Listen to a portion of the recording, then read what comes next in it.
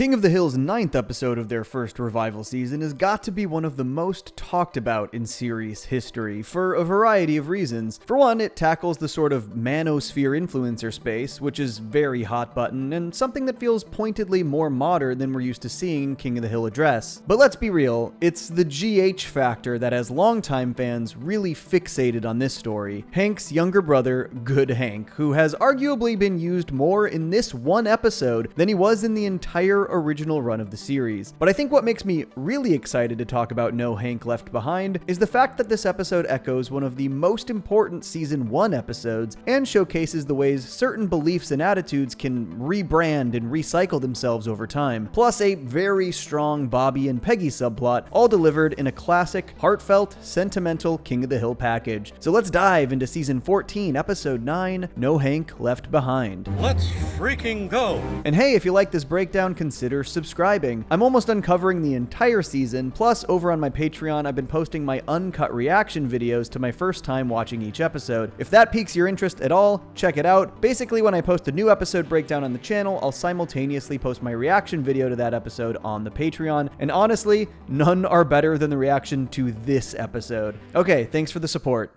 Alright, before we dive into the episode, yes, they did fudge the timeline on ages a bit with GH. Obviously, GH was born during the original run, in the season 3 finale / season 4 premiere, and as we know, Bobby has aged 9 years since that episode. Good Hank should theoretically be 9 years old, however, in season 14, they've established that he is 13 years old. Now, as far as floating sitcom timelines go, personally, I think being a stickler about this is sort of missing the forest for the trees, and I also think that ultimately this was the best decision they could have made. Because of this age fudging, we've now got a Hill boy who is the same age Bobby was in the original series, and given that this show has always been about the friction between generations within the Hill family, a 13-year-old GH gives them a lot more opportunity for storytelling and conflict, and this first episode focusing on him is a perfect example of why that works so well. Now, I don't think the episode itself is perfect. I think the resolution could have actually been handled a bit more effectively, but despite this, it's still a favorite of the season for me for a lot of reasons. Though, it is obviously an episode that's definitely going to be derided by a certain subsect of the fandom. But what works so well about this episode is that it focuses on Hank and Good Hank's relationship through echoes of their father Cotton. The episode opens with Hank and his two half-brothers, Good Hank and Junichiro, meeting a lawyer about a class action lawsuit over Cotton's shin jelly. Honestly, just a really funny premise right there in the beginning. But the most important thing that this opening shows is the disconnect between Hank and Good Hank, as well as the disrespect that GH clearly feels towards his older brother, laughing at just about anything at bad Hank's expense. I told Cotton it was a complete waste of money,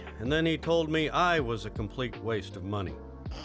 But just as importantly, this episode also establishes that GH doesn't show much respect towards his mother, completely ignoring just about any question she asks. GH, did you hear your mother ask you a question? Because of this, Dee Dee is really at the end of her rope, which isn't surprising. It appears as though she's no longer with her second husband and is raising GH as a single mom, and she more or less begs Hank to help. Hank's response here kind of breaks my heart, though it does make for a better story, of course. But it's kind of sad to see that Hank largely wants nothing to do with GH, even after years away, and that we can also presume he's never really had any real relationship with him. Though, Hank is also obviously averse to dealing with teenagers in general. But as far as his brotherly relationships go, this bums me out. Very fittingly, Peggy talks some sense into Hank. I've talked a lot about how Peggy maybe didn't get enough solo focus this season, but she did get so many important supporting moments like this, even when small. GH ends up staying with them for the summer, and this transitions into the meat of the plot here. GH spends his time in his room watching videos online, and we see that he's basically fallen down the Manosphere rabbit hole. I'm looking into personal development opportunities.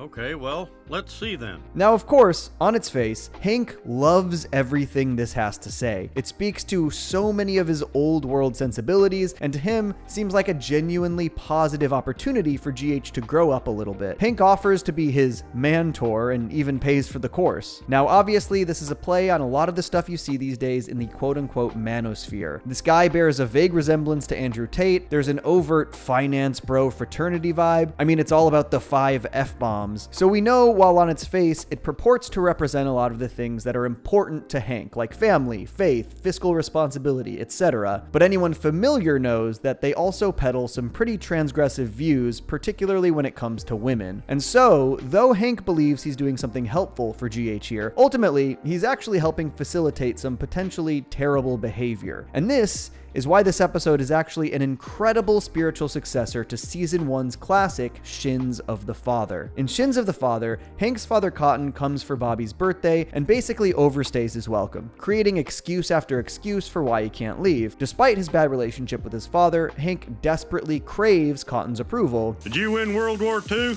This ribeye is for my daddy. And for Bobby, Cotton is the life of the party, showing up on a horse, gifting him a shotgun, all kinds of stuff a kid would think is great. He didn't ruin it, he made it fun. But of course, the person who gets the real brunt of Cotton's bad behavior is Peggy. Cotton is a clear-cut misogynist who belittles women at best and assaults them at worst. He won't even call Peggy by her first name, she's just Hank's wife. And so the entire episode's dilemma is that Hank's desperate seeking of Cotton's approval, combined with Bobby's affection for Cotton, allows for Cotton's terrible behavior to rub off onto Bobby. Thinking that time with his grandfather would be good for him means that Hank facilitates a situation where Bobby learns incredibly harmful and messed up behavior. And on top of this, Peggy is the one person who sees what is happening and is ignored at every turn. You just cannot see your father for who he is. Well, Bobby and I both want him to stay. So that means you're outvoted. Not just ignored, but undermined by her father-in-law. The episode is effectively about misogyny, particularly the old world brand that Cotton exemplifies. Take off them pink gloves. That's woman's work. The episode is just caked with these kinds of platitudes from Cotton, unambiguously placing men above women in every context, even when Luann diagnoses what's wrong with his car very quickly and efficiently. A woman fixing a car. That's like a pig trying to read. Pig? Yeah.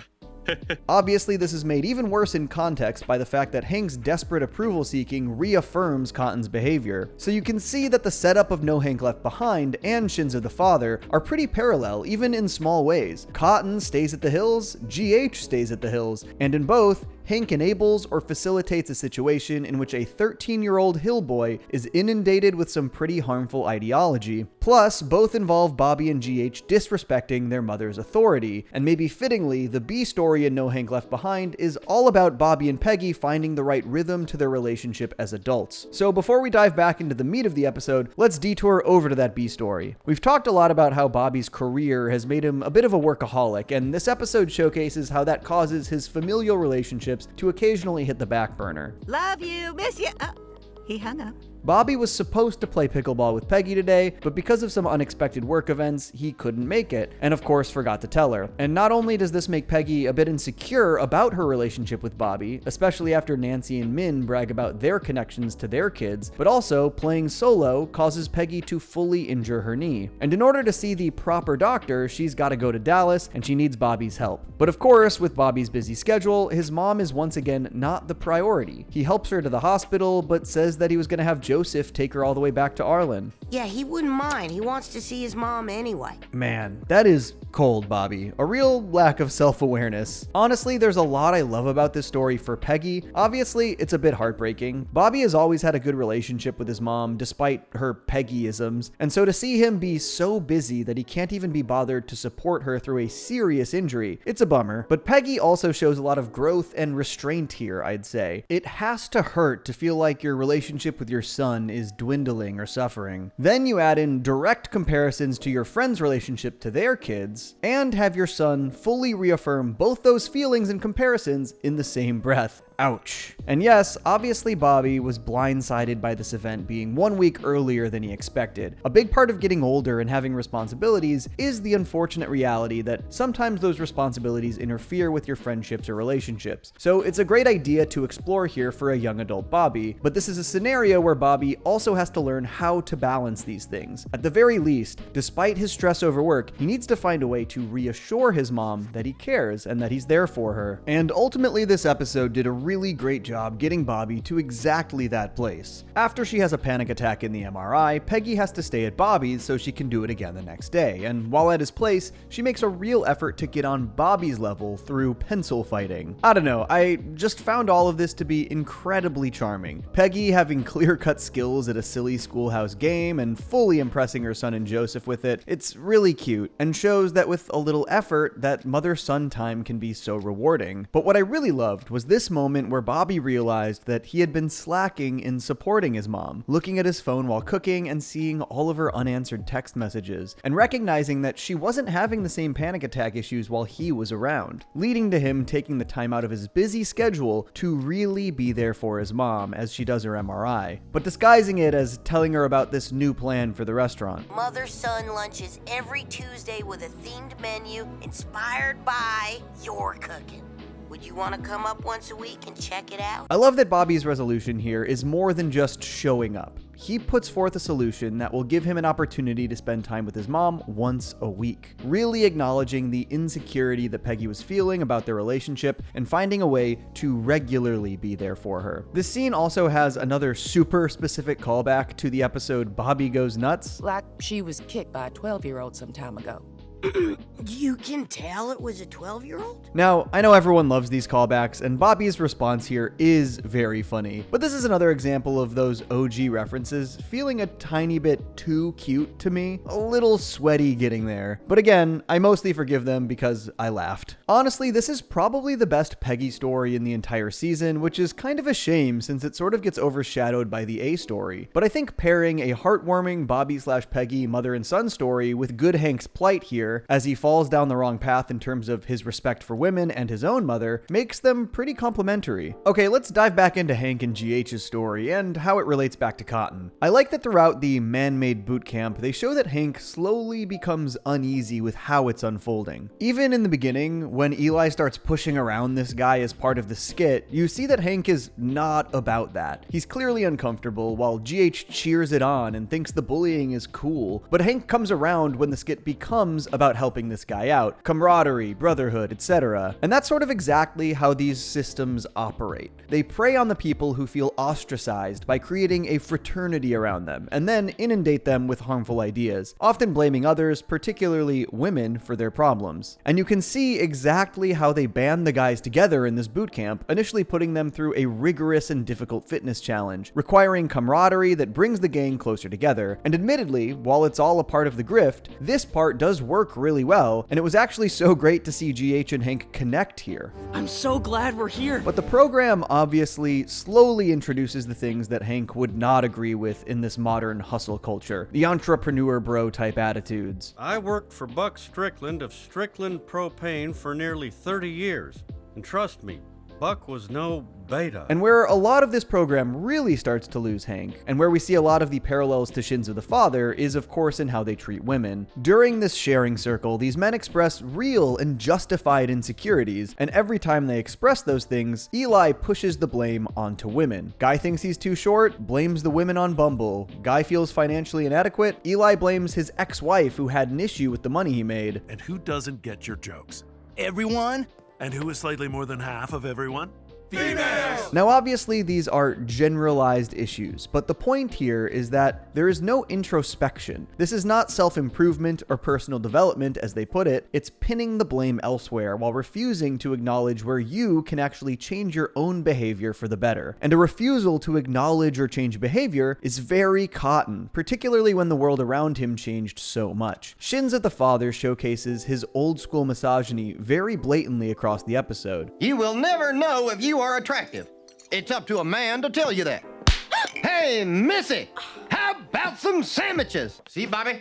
Woman works, man loses his sausage. Both Cotton and Eli's worldviews are focused on placing men above women, though obviously manifesting in slightly different ways. Cotton is just an overt and vocal misogynist, while Eli caters to men's insecurities and pins the blame for those insecurities on women. And this tendency to blame quote-unquote females for all of these issues is how misogyny has rebranded and repackaged itself from Cotton's days. And so it's pretty fitting that we see Cotton's son being inundated with these views through this online role model. And if you haven't noticed, both No Hank Left Behind and Shins of the Father are largely about role models. In GH's instance, he doesn't have a strong father figure in his life, and so he's attached to these kinds of online spheres and programs to fill that void. For Bobby, he looked up to a fun grandfather who really inserted himself into his life, and in both instances, the one who could have put their foot down and fill that void was Hank. He should have been willing to step between Bobby and Cotton when Bobby was a kid, and Hank's reluctance to have any relationship with his fatherless younger brother allowed GH to fall into that harmful rabbit hole himself. And in both instances, Hank learns he needs to step up for the sake of his son and brother. GH eventually reveals that a girl he likes friend-zoned him before he could ask her out. And while the rest of the group cries foul, Hank points out how messed up it is to feel this degree of entitlement. She was leading me on.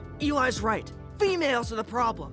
If she just wants to be your friend, that's her choice, and you need to respect her decision. I think this was a really well-calculated modern issue to have Hank combat. Hank grew up seeing how awful and entitled his father was towards his mother and later Dee Dee, and it clearly colored how he approached his own relationship. And Peggy is somebody he has mostly always treated with respect, somebody he has seen as a friend in addition to a wife. In fact, his lesson to Bobby at the end of Shins of the Father perfectly exemplifies this. Peggy's my best friend, son. And when you're older, I hope you're lucky enough to find a girl to be best friends with, too. But I think the smartest thing No Hank Left Behind does here is that this message doesn't get through to GH initially because of that fraternity that Eli has built around these harmful beliefs. It shows how these systems operate. That support structure is built to reaffirm these attitudes. GH's feelings about the matter are being backed up by Eli and everyone else in the circle, so why would he back down if everyone else is supporting him? Which leads to him lashing out at Hank. You ain't my daddy.